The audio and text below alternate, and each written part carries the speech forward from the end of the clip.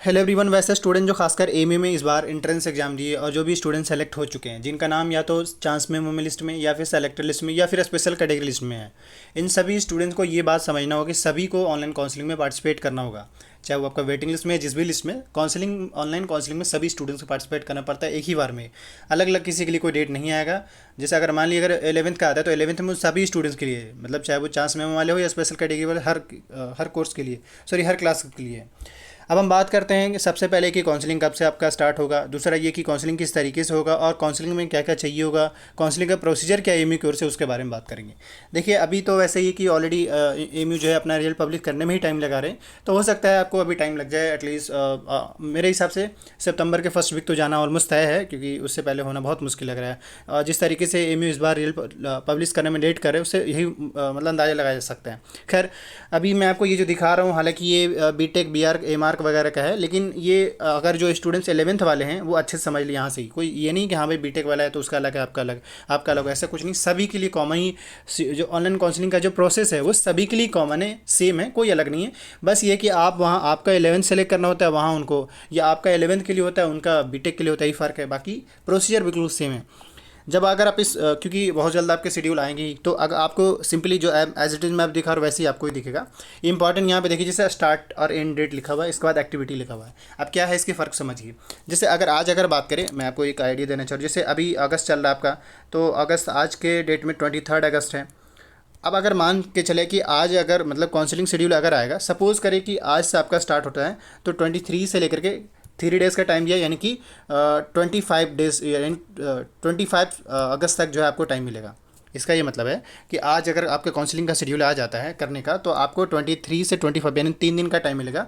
3 दिन में आपको ऑनलाइन काउंसलिंग में पार्टिसिपेट होना होगा, करना होगा। आप कहेंगे इसमें कौन कौन से पार्टिसिपेट करेंगे इन 3 दिनों में? अगर बाई द वे आता है तो हालांकि सितंबर के फर्स्ट वीक में ही आएंगे, लेकिन मैं आपको एक एग्जांपल सेट कर रहा हूँ कि देखो, अगर मान लो आज के डेट में अगर आपको डेट दिया जाए, तो इस तरीके से देखिए 16 नवंबर से 18 नवंबर क्या है, यानी कि पिछले साल नवंबर में वो इसलिए नवंबर दिया है। सितंबर रहेगा तो सितंबर दे देगा, मतलब ऐसा हो सकता है कि मान लीजिए 5 से 7 सितंबर का दे दे, तो ये चीज़ समझ में आ रहा होगा। खैर, अब अगर नेक्स्ट बात करें तो उस डेट में आपको करना क्या होगा। उस डेट में जो होता है, देखिए पहले registration, then login, then document upload, then choice filling, then अगर रिक्वायर्ड होगा तो, और उसके बाद फिर आपको फॉर्म सबमिट करना पड़ता है। उसके बाद आपका काउंसलिंग हो जाता है।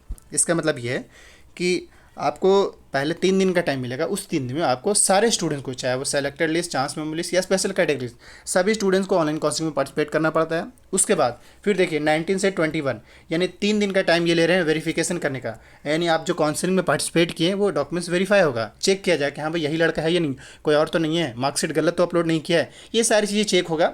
उसके जस्ट बाद जब आपका चेक हो जाएगा, उस चेक होने के टाइम में हो सकता है आपका डॉक्यूमेंट्स सभी करेक्ट हो, तो कोई इशू नहीं, आपको पता चल जाएगा, क्योंकि वहाँ पे वेरीफाइड का आइकन आ जाता है कि आपका डॉक्यूमेंट वेरीफाई हो गया। और अगर नहीं वेरीफाई हो तो भी आपको पता चलते रहेगा, वो मैं आपको बताऊँगा उस वीडियो में, उस टाइम कोई घबराने की जरूरत नहीं है। लेकिन अगर मान लीजिए किसी का स्टूडेंट में इशू रहेगा, तो वो लिख देंगे कि हाँ भाई अभी आप इस डॉक्यूमेंट्स को फिर से सबमिट करिए, या फिर से कोई और दोस्त अल्टरनेटिव डॉक्यूमेंट सबमिट करिए।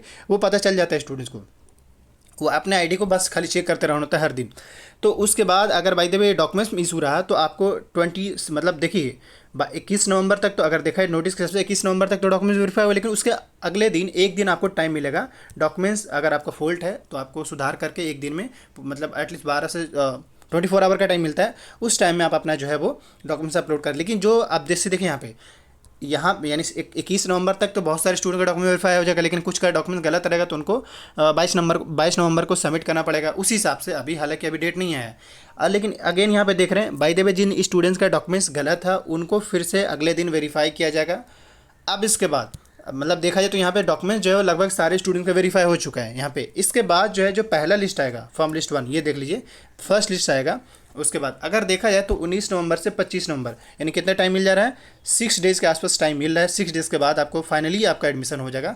अगर आप एमयू का काउंसलिंग का शेड्यूल जैसे आता है तो उस हिसाब से देखा जाए, अगर मान ली सितंबर के फर्स्ट वीक में आता है, तो होपफुली जो है आपके 14 से 15 सितंबर के आसपास में आपको फाइनली एमयू में एडमिशन मिल जाएगा। अगर आप 11th के लिए अप्लाई किए या बीटेक के लिए अप्लाई किए, होपफुली आपको एडमिशन मिल जाएगा। तो ये चीज़ समझ में आ रहा होगा कि कैसे हो रहा है। मतलब ये कि आपको 3 दिन का टाइम मिलेगा डॉक्यूमेंट्स वेरीफिकेशन अपलोड करने का। बाकी 3 दिन जो है एमयू खुद आपके डॉक्यूमेंट्स वेरीफाई करेंगे। अगर डॉक्यूमेंट्स इशू रहेगा तो एक दिन में पता चलेगा, उसका अगले दिन फिर से उनका वेरीफिकेशन होगा।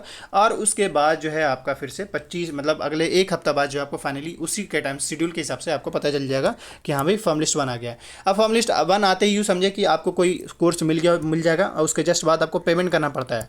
मतलब पेमेंट कर, अब देखिए यहाँ पे क्या लिख रहा है, 26 से 28, यानी कि 2 दिन आपको टाइम मिला है पेमेंट का। क्या कर, except of admission and payment of admission fee by the candidate of on form list 1, यानी फॉर्म लिस्ट 1 में जिस भी स्टूडेंट का नाम है उनको कहा जा रहा है कि भाई आप ऐसा पेमेंट कर लो और उसके बाद अपना एडमिशन कन्फर्म कर लो। अगर आप नहीं करेंगे उस टाइम तो फिर वो सीट्स खाली माना जाएगा और फिर अगले लिस्ट यानी फॉर्म लिस्ट 2 जो आएगा, क्योंकि अब ऐसा तो हो सकता है ना, मान लीजिए कि अगर फॉर्म लिस्ट 1 में 100 बच्चे का नाम है, उसमें से हो सकता है 90 बच्चा एडमिशन ले, 10 बच्चा नहीं एडमिशन ले, तो वो जो 10 स्टूडेंट्स जो नहीं लेंगे उनको फॉर्म लिस्ट 2 में मौका मिलेगा, यानी फॉर्म लिस्ट 2 में जो है जो 10 स्टूडेंट्स नहीं मिले उनको मौका मिलेगा। सॉरी, जो 10 स्टूडेंट्स नहीं लिए उनको अब माना जाएगा भाई एडमिशन में इंटरेस्ट नहीं है, तो फिर जो है फॉर्म लिस्ट 2 आएगा। और ये जो 10 स्टूडेंट का जो नाम आएगा वो समझिए या तो वेटिंग लिस्ट या चांस मेमो लिस्ट या स्पेशल कैटेगरी लिस्ट में जो नाम आया है, मतलब जिसका वेटिंग में है उनको मौका मिलेगा, जिनका नाम वेटिंग में उनको ही मौका मिलेगा। क्लियर है? तो अब ये वो भी उनको भी जिस तरीके से फिर उनको कब पता चलेगा, फॉर्म लिस्ट 2 का डेट देख लीजिए, उसी हिसाब से इनको पता चलेगा। और ये है कि होपफुली शाम तक सबको पता चल ही जाता है कि हाँ भाई हमारा नाम आया है नहीं है। उसके बाद उनको फिर से पेमेंट करना पड़ेगा। अगर फिर से सीट्स खाली रहा, कार्य display form if seats require, अगर फिर से सीट्स खाली रहा तो फिर से फॉर्म लिस्ट 3 आएगा। तो एज वन तब तक ये सब आते रहेंगे जब तक कि सीट्स फुल नहीं हो जाए। पिछले बार मैं आपको बताना चाहूँगा 11th में जो है डिप्लोमा और ह्यूमैनिटीज़ और आर्ट्स वगैरह में जो है लगभग 4 से 5 फॉर्म, आई थिंक 6 के आसपास फॉर्म लिस्ट आए थे। लेकिन 11 साइंस की अगर हम बात करें तो उसमें से सेकंड फॉर्म लिस्ट में ही सीट्स फुल हो गया था। साइंस की बात करें तो फॉर्म लिस्ट सेकंड जैसे ही आया था ऑलमोस्ट उस टाइम फुल हो गया था। ये मैं पिछले साल का रिकॉर्ड दे रहा हूँ। बाकी मैंने आपको ये बता दिया कि भाई कैसे कैसे क्या हो रहा है, इस चीज़ को समझ लीजिए, थोड़ा एक बार आप खुद देख लीजिएगा। मगर काउंसलिंग कैसे करना उस पर हो सकता है कल हम एक वीडियो बना दें कि कैसे करना होगा, क्या बेसिक प्रोसीजर है, वो सारा इन शॉर्ट में बता देंगे। क्योंकि अगर आपको पहले से सब कुछ पता होगा तो आप जब काउंसलिंग कर रहे होंगे तो वहाँ पे मिनिमम गलती करेंगे। क्योंकि होता है ना कि काउंसलिंग के टाइम बहुत सारे स्टूडेंट गलती करता है, इस वजह से उनको इवन एडमिशन भी नहीं मिल पाता है। क्योंकि अब ओवरऑल यही रहा है कि भाई आप काउंसलिंग अच्छे से करेंगे तो आपको एडमिशन मिलेगा, नहीं करेंगे तो एडमिशन कैंसिल हो जाएगा। क्यों? क्योंकि भाई पहला जो स्टेप है एमए में एडमिशन लेने का, पहला जो स्टेप है, आप बहुत अच्छे हैं, अच्छी बात है, आपने रियल क्वालिफाई कर लिए, बहुत अच्छा रैंक मिला है, गुड। लेकिन अब इसमें जो पहला स्टेप उन्होंने क्या रखा है ऑनलाइन काउंसलिंग का, तो उसमें आपको ढंग से पार्टिसिपेट, हालांकि काउंसलिंग बहुत ईजी है हमारे हिसाब से, तो मुझे लगता है बहुत ईजी है। कुछ नहीं, जिस तरीके से आप फेसबुक अकाउंट, इंस्टाग्राम के अकाउंट या बाकी अकाउंट बनाते हैं उस तरीके से यहाँ पर भी है। पहले आप अपना ईमेल आईडी पासवर्ड डालिए, उसके बाद अकाउंट बनाइए, उसके बाद जो है आपको कुछ बेसिक डिटेल जैसे किस कोर्स में अप्लाई किया वो, हालांकि हम उस पर वीडियोस बना देंगे, लेकिन बहुत आसान है। देखिए खाली बस यहाँ पे नोटिस ये करना है कि आप गलती ना करें, बाकी ये कि आप खुद कर सकते हैं, कोई बहुत बड़ी चीज़ नहीं है कि आप जाएं साइबर कैफ़े में, ऐसा कुछ नहीं है, आप आराम से खुद से कर सकते हैं। हाँ, रहा सवाल डॉक्यूमेंट्स का, तो डॉक्यूमेंट्स लेकर तैयार रहिएगा, डॉक्यूमेंट्स ओरिजिनल रखने की कोशिश करिएगा। अगर मान लीजिए आपके पास डिजी लॉकर का है तो डिजी लॉकर में भी आप क्या करिए, जिस स्कूल से आपने पढ़ा है उसी स्कूल के प्रिंसिपल से जाकर डिजी लॉकर वाले मार्कशीट पे साइन सिग्नेचर करा लीजिए, अप्रूवल ले लीजिए वहाँ से, सिंपली साइन कराना ही होता है।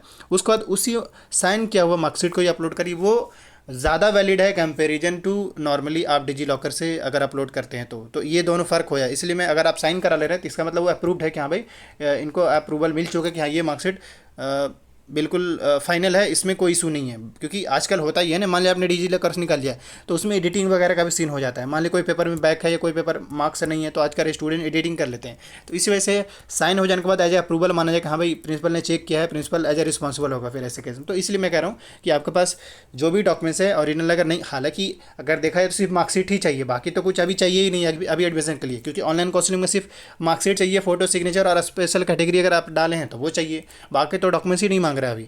वो तो बाकी डॉक्यूमेंट्स कब मांगेंगे, जब आप ऑफलाइन एएमयू जाएंगे और आपके क्लासेस या ऑफलाइन आपको बुलाया जाएगा तो उस टाइम आपके डॉक्यूमेंट्स वेरिफिकेशन होंगे। तो ये चीज़ थोड़ा सा है, बाकी मार्कशीट किसी भी हाल में अच्छे से कलेक्ट कर लीजिए। Thank you.